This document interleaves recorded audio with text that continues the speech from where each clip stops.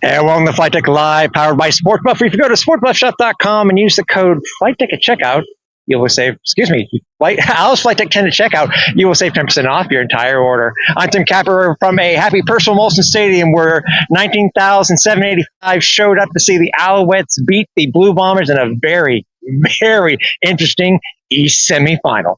Not going to introduce me? Oh, I'm Cliffy D. Oh, my goodness.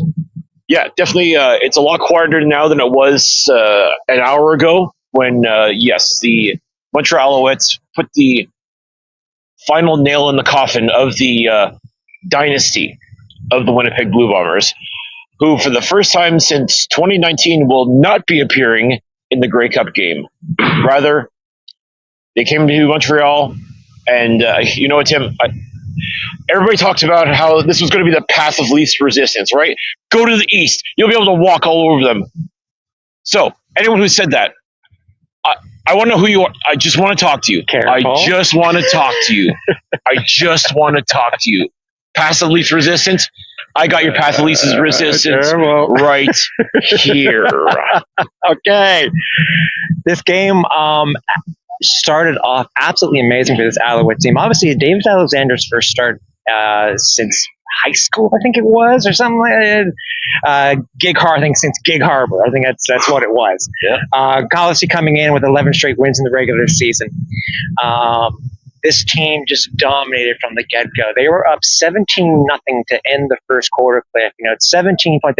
Something they hadn't done in an East in the playoffs since 2010 in the East final that year, and everything looked good. You know, the Owls were dominating on every single stat that they could have, but it got very interesting in that right there in that third quarter. Yeah, it was a tale of two halves for the Montreal Alouettes. The first half, as you said, they could do no wrong, but then that third quarter started, and oh my, the Winnipeg Blue Bombers woke the F up and really decided to make a game of it because the Alouettes literally let the lead slip away. I mean, yeah, literally. Like 25-6 at the half, and you let Winnipeg come all the way back. Wow. It was tough to watch, I'm not going to lie. I mean, like to see a team be so dominant to start and then just I don't want to say coast, but I mean, like they just, I don't know. I felt like they came into the second half with a bit of a swagger that maybe they quite haven't earned yet, but they got humbled pretty quickly. I think it was circumstances. Circumstances in that third quarter, really, because if you think about it, you know, it was a combination of two things for the Owls. It was 2 touchdowns off of turnovers, which really got them back, I think, into the lead in that third quarter. They were able to do things that the Alouettes weren't able to do on their single chance on a turnover in the first half. Mm-hmm. And again, this Owls team was dominating. They had over 300 yards in the first half alone. 300 yards. Winnipeg was held to 1 first down. Incredible. I mean, this defense, we've been talking about all year just how dominant they can be at the right time, but yeah, I mean, this took all 4 quarters for the Montreal Alouettes. Yeah. Let's make no mistake about it. And I think Davis Alexander in his playoff debut looked phenomenal to start. I mean, as I said, he could do no wrong. He was just looking fantastic, even calling his own number at one point to run in for a touchdown in this game. But that third quarter, I think, I don't know if it humbled him a little bit because he was still beaking off a little bit to some of Winnipeg's defenders. And hey, it's not bragging if you can back it up. And that's exactly what Davis Alexander did today. Thoughts, by the way. Very happy to see Davis to be able to run as much as he did tonight. It was impressive because, obviously on his rushing touchdown that he had, shades of the one that versus Toronto that he got hurt. Yep. But I think he needed to do that. I think he needed that for himself as sort of like a mental check to say, okay, I'm good. I got this. Like the issue with the hamstring, I'm sure was a concern for him earlier in the year, and even today, I'm sure that it's still going to be thinking. And don't forget that touchdown that he ran in for was in that end zone, which is where he got hurt. Exact same against Toronto several months ago. Yeah. So again, it was nice to see Davis. It didn't seem, even though they went through those that turmoil in the third quarter, it didn't seem to rattle Davis in any way, shape, or form. Davis, he's been here for such a long time. He's learned as a pro, especially who he's learned under, the quarterbacks that he's been behind. Davis showed how much of a pro he really is tonight. Yeah, and I think a lot of people were starting to wonder about him throughout the week. He was, I don't say getting boastful necessarily in interviews and such. Like he coined Willie Jefferson's phrase, "Come on down to Winnipeg," but instead put "Come on down to Montreal." Yeah. Well, as I just said, it ain't bragging if you can back it up, and I think Davis knew that. He knew he had to back it up, and that's exactly what he did today. Once again, he puts his team on his back, leads the charge. And now the Alouettes are going to the Eastern Final against Hamilton. That's right. The Alouettes do win over the Winnipeg Blue Bombers 42-33, able to seal it in that fourth quarter. It seems to be a bad third quarter can lead to good things in the fourth, and that's hasn't been normally the case for the Alouettes. This is obviously a different season with it being the Grey Cup playoffs. We've got to talk about the guys who helped back up Davis Alexander. But first, let's talk about Davis. For the game, Davis was 24-34 for 384 yards, a touchdown and an interception. At halftime, he had 250 yards, I say, give or take. So he had two good halves.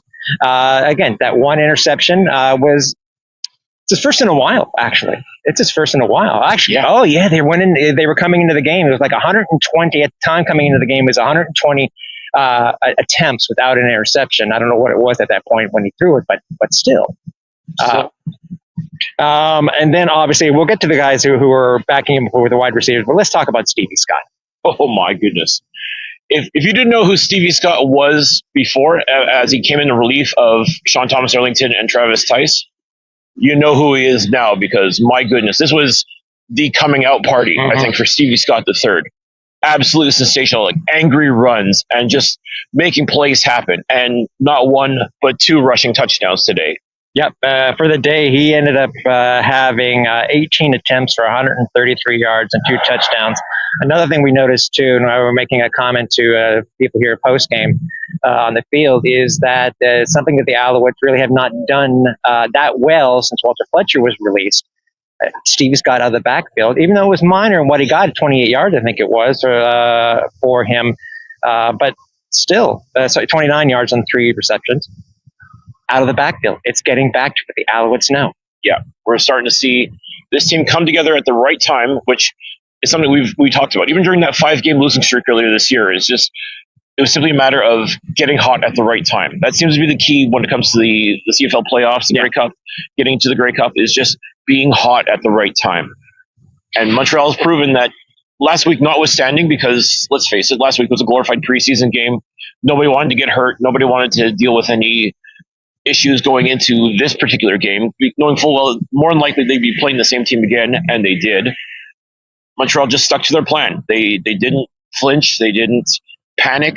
They didn't worry too much. They just, okay, once Davis is in here in front of our fans, it's going to be smooth sailing. You just got to work your plan your work and work your plan. Yeah, despite the what they had to overcome in that third quarter. Despite that, I mean, again, it was back to back. It was 14 points within 4 minutes for the Winnipeg Blue Bombers tonight. It was one on the interception, and then a touchdown by Winnipeg, and then on a strip by Tyson Philpott that turned the ball over, and they scored really right again on that one too. Yeah, and I think for most teams that would be a back-breaking series of events, but yeah, not this team, not this Alouettes team. They are truly built different, and you see it. And you even just talking with the players after the game. I don't know how to describe it, but they just have that look like we were built for this. We knew what we were going to do today. We had a plan, and we worked it to perfection. And you can't deny it. Look, they got the dub. They're going to Hamilton next week. Yep, that's right. Let's talk about the rushing here. Besides Scott and his 133, we talk about Davis. It's only 3 attempts, 32 yards, 1 rushing touchdown, but still, Davis looked good. Yeah, I mean, whether it's throwing the ball, running with the ball, finding his receivers, handing off the rock to Stevie Scott. I mean, Davis played as complete a game as you can expect out of him, and technically 12-0 as a starting quarterback. Yep.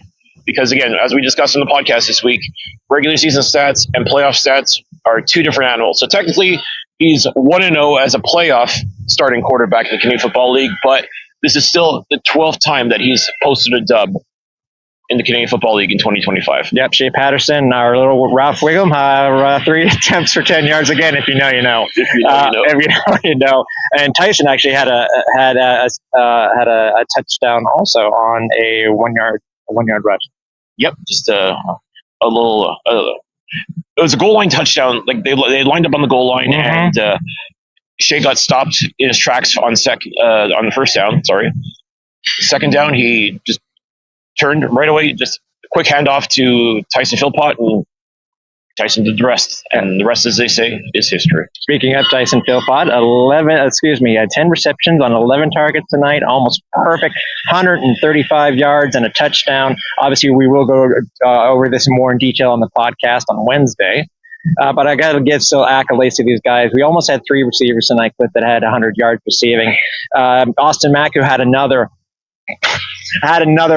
absolutely amazing catch where he twists his body in such a way where he was able to get this ball. And supposedly what we were told is that he was probably nursing a little bit of an issue with one of his fingers, but still, he had 98, and then Charleston Rambo, he had 95. So we had 3 guys almost this close to getting over 100 yards each. That's incredible. And again, this is what I had expected out of Davis Alexander and these receivers to start the year off, and due to circumstances, it didn't quite work out the way we quite hoped or expected it to, but it's on days like this where that kind of performance counts. This is where you have to be at your very best, and this is exactly where this Montreal Alouettes team is right now.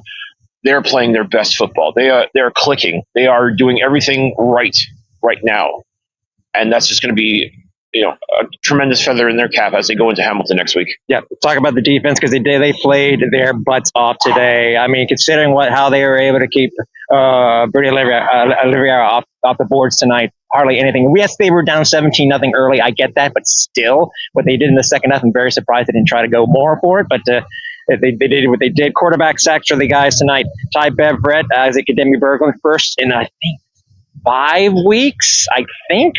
If I'm not mistaken, that was it. Well, let's talk about Najee Murray with a tremendous sack on Zach Caleros. I mean, let's not forget, as we talked about in the past, both of these guys are from the same city, Steubenville, Ohio. I just crowned Najee Murray the king of Steubenville today, and he graciously accepted. I don't think they counted it as a sack, though. They did not count it as a sack. As I'm saying, the only 2 the Owls officially, unless it's changed by the league, they only had 2, Bev and IAB. Okay, well, listen. I know what you're talking about, though. I know the one you're talking about, but it's maybe they'll make the change. Still, at the same time, it's still Steubenville on Steubenville violence, and I am here for it. Let me tell you. Yeah. And also, while we're on the subject of Isaac Ademi-Berglund, yes, sir. Most outstanding Canadian, and he showed it again today. Mm-hmm. He made Zach Caleros' life a living hell with that strip sack. Yeah. Unbelievable. At the right time, too. It seemed to be at the right time. I think that's one deep in Winnipeg territory. Yeah, so when I think where the Alouettes only came away with, was it the Rouge? I think it was the Rouge on that one, on a missed field goal by Jose Maltos, if I remember correctly. Either way, they did not do as well as they did, that Winnipeg did when it came to scoring off turnovers. But we're talking about the defense, by the way. Brady had only 38 yards tonight. 38 yards. I had said that was going to be the key. If Montreal was going to win this game, especially with not knowing what the weather was going to be like, and maybe if it was going to be inclement like it had been threatening to be, I figured this ground game for Winnipeg was going to be on point and had to be on point because Bertie Oliveira, when he came in here to Molson Stadium earlier this year, he had himself a field day. Today, he got humbled. And I think it's as if, though, Noel Thorpe and the entire defensive crew focused on that. Like, do whatever you got to do to win this game, but you got to stop Bertie Oliveira. And that's exactly what this Montreal team did. they made them look ordinary today, which is no easy feat, quite frankly. No, it is not. And we talked about this before. I've gone through this all year. I mean, I have to make the stats, make it known, because this is just a bonkers stat. Second down conversions today. Obviously, we know how high the score was for both these teams, but still. Winnipeg only converted 3 of 15 second downs today for a measly 20%. Yikes. And listen to this. Als, 16 to 23 for 69.6% on second downs tonight. Nice. At one point in the fourth, they were over 40, I think close to 75%. Sorry, they're over 70%, they're close to 75%, but that's just absolutely outstanding. It just showed when they needed to control the ball, and they did, especially in that fourth quarter. Stevie Scott got the rock and did what he needed to do in order to have this clock run as it did. Yeah. I mean, just an absolute playmaker today. And wow, this guy is something special, folks. I mean, welcome to the Stevie Scott era, as far as I'm concerned, because you've got Davis Alexander, who looked absolutely phenomenal by and large. Yep. Tyson Philpott and his Mary Band of receivers, you know what they can do, but a lot of people were maybe sleeping on the run game for Montreal. And after seeing what Stevie Scott did today, I don't think anyone's going to be sleeping on this running attack anymore. No, not at all. And I want to talk about one of that, what in my opinion is what is the turning point for this game itself, Cliff. The Alouettes, Winnipeg had gone up. I think they were up by, I think it was 5 at the time. This is where the Alouettes actually made a drive, I think was the drive of the game, where they had to score a touchdown. They scored that touchdown. They went ahead and they stayed ahead for the rest of the game. Didn't look back. And again, winners find a way to win. And that's exactly how the Montreal Alouettes did it today. They found a way to win. They didn't panic. They worked their plan. I think that was the thing. It was very easy to maybe think once Winnipeg took that lead that, okay, we got to change things around. We got to get Davis doing this. No, yeah. They clearly had a plan and they worked it almost to perfection. Almost to perfection. I will admit. I want to give props to the just shy of 20,000 did show up here at Herschel Molson today, despite the total transit strike here in Montreal today. Yeah, it's tough. And again, in a perfect world, I'm sure the Alouettes would have loved to have found a way to organize shuttle buses from different parts of the city to bring people in, knowing full well that our transit system here is on strike. Which again, what a time to go and strike, considering you have the Montreal Roses playing their playoff game today. Yeah. You have the Alouettes playing. Mm-hmm. This is a big sports day for Montreal. Yeah, UDM was playing a playoff game today. That's right. Yeah, I mean it's again, props everybody showed up, and I think it's slightly different than what it was for the last game that was here at Herschel Molson, where transit strike was in play, so to speak. This one was very different. This is where these are shades. These are shades of the Ice Bowl. That was a transit strike at that time too. So I mean, but still, it props everybody who did show up, and the atmosphere and the noise that they had here at Herschel Molson, because it was deafening. I will admit. I know, like 19,000 in most stadiums would not sound impressive, but there's just something magical about being here at Herschel Molson Stadium. 19,000 can sound like 90,000. It's tremendous, and just bringing the noise. That last drive, like the last series, basically for Winnipeg. Everybody was up, making the noise, being electric. I'm sure it was over 100 decibels of noise. It was absolutely phenomenal, and that led to a Darnell Sankey interception that basically sealed the deal for the Montreal Alouettes. Yep, that is true. If you missed any part of this broadcast, make sure you do check out the archive over on X, Facebook, or on YouTube. Speaking of YouTube, make sure you do hit the like and hit the bell button to know when we do go live, because we will be going live, or you have some other shows that will become available, so you got to just get the notification from when we're going to go live. Again, Als will be playing next Saturday at the Hamilton in the East Final. It is it's a number of lasts, I guess we could say, or final things here at Herschel Molson for us.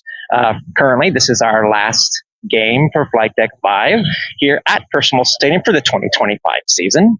Unfortunately, it is also the next time that we're here at Herschel Molson Stadium, you're going to have teams on both sides of the field here. So that's a final thing that has occurred. So this will be the last time that for a pro game you're going to see teams on the same side here at Herschel Molson. I know, it's kind of wild to think about. Like, I'm looking at what's going to eventually be the opposing bench. And like, wow, it's going to be weird as hell to see players and coaches and everything on that side of the field. And then you got the Alouettes side over here. And it's going to make for a very interesting look, I think, in 2026. And that's the first of many changes that are coming, but they are coming.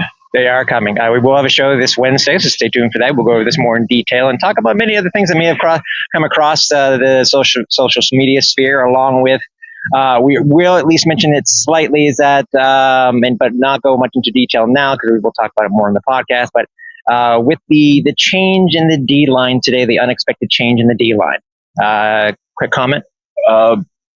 Listen, I think this defensive line played absolutely phenomenal today, despite a certain subtraction. And you know what? We'll go into more detail, obviously, on the podcast about it. I mean, surely you know what's going on, so we're not going to expand upon it here. But you know what? This train keeps rolling. That's what I said. An event like this has the potential to galvanize a team, and I think you saw that here today. And actually, I'm glad you put it the way that you did, Cliff, because despite the detractions and with the additions that were quickly added to the roster after the depth charts had gone out, they did a damn good job.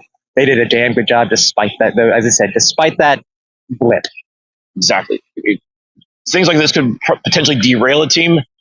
But I keep telling you, this Montreal Alouettes team is just built different. And you saw it again today. Yeah, exactly. So, again, our last show here at Personal Molson, but Flightdeck Live is not done yet for the 2025 season. So we will be speaking with you this week on the podcast. And we will be speaking with you next week somehow, some way, from Hamilton, win or lose in the Eastern Final. So for the final time here, at Personal Molson Stadium for the 2025 season, the Alouettes do advance to the East Final to play the Hamilton Tiger Cats. So for Cliffy D, I'm Tim Capper. We'll talk to you soon.